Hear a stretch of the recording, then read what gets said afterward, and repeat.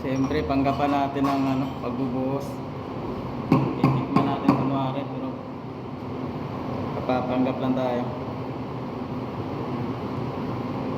Mix mo lang, no?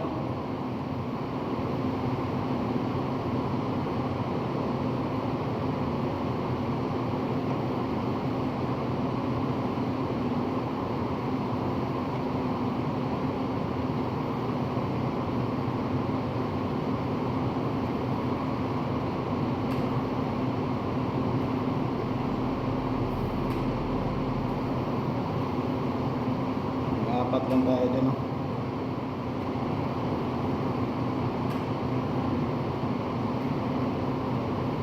Pag matigas yung base natin, mga apat na rosita, pwede na. Mahirap na maging 5-6 dyan.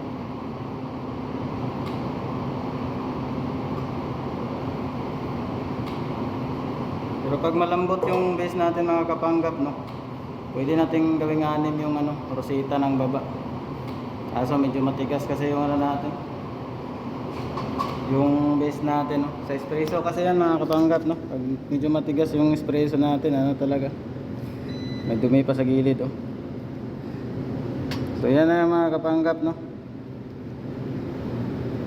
Ibon.